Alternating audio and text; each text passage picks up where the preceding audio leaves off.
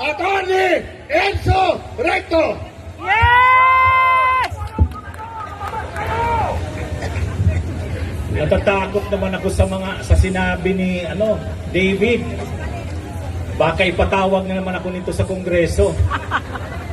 Naalala nyo, pinatawag ako sa Kongreso yung TRICOM tungkol sa fake news at disinformation.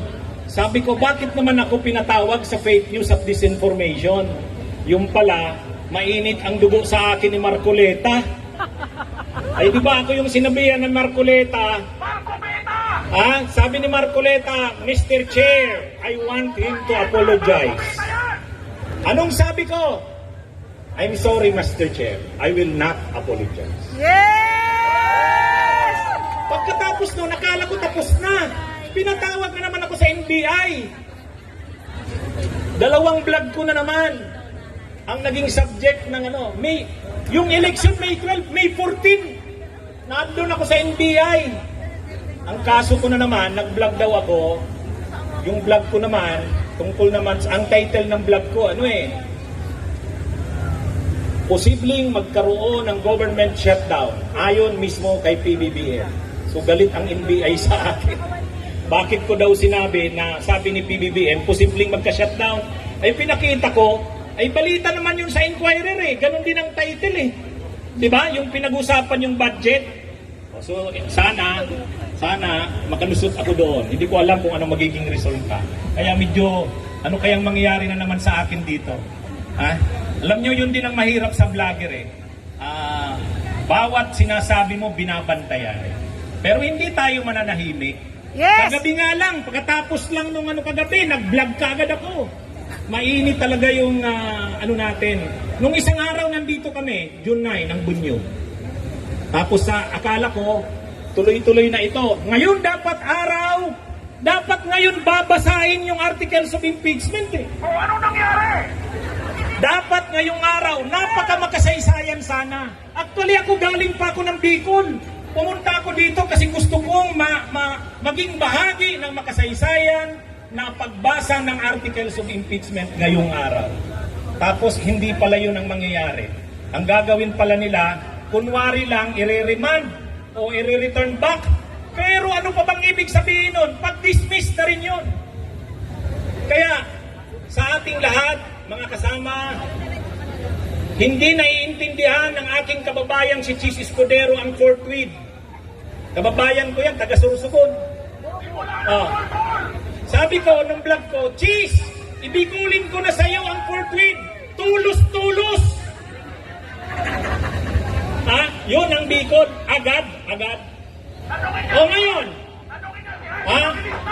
pag patuloy pa rin tayong binabastos at itong impeachment na ito ay talagang ganap nilang ibabasura, malalaman nila ngayon kung anong ibig sabihin ng fourth wheel. Dahil kapag talagang binasura nila ito ng garapalan, ngayon kasi nagkukunwari pa lang sa mga return eh. Pero pag garapal nila itong binasura, dinismiss na talaga, anong magiging aksyon ng mamamayan? Agad! Fourth wheel! Lalabas tayo sa lansangan. Laban! Diyan nila maintindihan ang ibig sabihin ng fourth wheel. Yes! Tayong mamamayan, napaka-mapagtimpi natin. Actually, yung impeachment, yan yung mekanismong nakalagay sa konstitusyon kung gusto nating panagutin ang isang mataas na opisyal sa kanyang pang-aabuso at katiwalian. Yan nga ay mapayapa pang proseso eh. Ayaw naman natin lagi tayong tumutungo sa lansangan eh. Yan ang nakalagay sa konstitusyon. Demokratikong proseso yan. And yet, sila na mismo ang nagbabaliwala niyan. Anong gusto nila? Talagang gamitin na naman natin ang direktang kapangyarihan bilang mamamayan?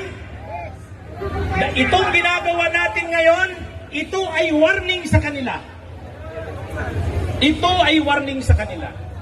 Kapag patuloy tayong binastos, garapal na dinismiss yan, wala nang pagkukunwari, talagang ibabasura yan, fourth week, agad-agad, lalabas ang mamamayan sa lansangan. Yes! Ayaw nilang gagamitin natin ang demokratikong proseso ng impeachment, samantalang yan sana ang nakalagay sa konstitusyon. Gagamitin natin ang direktang aksyon ng mamamayan. Ginawa na natin yan sa EDSA People Power 1, ginawa natin sa EDSA People Power 2, at handa ulit tayong gamitin yan. Yes! Imagine nyo naman, mga kababayan, mga kasama, nanumpa sila bilang mga impeachment court judges. Nanumpa, nag-robe pa, ha? Nag-robe. Pagkatapos, magmo-motion si Bato na i-dismiss. Saan ka nakakita na judge ka? Ikaw ang nagmo-motion na i-dismiss. Mayroon bang ganon? Judge ka, ikaw ang nagmo-motion na i-dismiss ang kaso? Ay, Bato! Kaming mga abogado, kami nila Atty. Lo, Atty. Neri, wala pa kaming nakita na ang judge ang nagmo-motion na i-dismiss. Bio. Pagkatapos na mag-motion si Bato ng i-dismiss, nagkunwari pa si Cayetano, wag nating i-dismiss, i-remand. So si Cayetano naman ngayon ang nag-motion to remand. Kung naman kinamentaryuhan ni Coco, pinaganda naman ni Cayetano, o sige, motion to return back na lang. Pero mali na silang mga judges ang nagmo-motion. Ang nagmo-motion yan dapat yung abogado ni Sara. Dapat naghintay muna sila na magtuloy-tuloy ang trial, nandun ang prosecution, nandun ang defense, at yung abogado ni Sara ang nagmo-motion yan. Sila dapat ang nagre-raise ng constitutional infirmities na sinasabi nila. Hindi yung judges ng impeachment court. Ang nangyari sa atin ngayon, yung mga huwis ng impeachment court na ang nag-motion. At sila pa ang nagdesisyon. Sila ang nag-motion, sila pa ang nagdesisyon. Walang hiya. Kaya mga kasama, mga kababayan, itong pagkakaisang pinakita natin dito kanina, simula na ito. Yes! Simula na ito. Yes! Hindi ko na papahabain pa kasi vlogger ako, baka masyadong umaba. Mabuhay tayong lahat. Mabuhay! Patuloy pa tayong magsasama-sama. Mabuhay! Kami sa Bunyog, maliit man kaming grupo, pero sasama kami sa anumang pagkilos. Mabuhay ang Bunyog! Mabuhay tayo! Mabuhay! Maraming salamat sa Susi, Besa Parecidos, Bunyog, Pagkakaisa at Green Party. Mga kasama, maaari ba tayong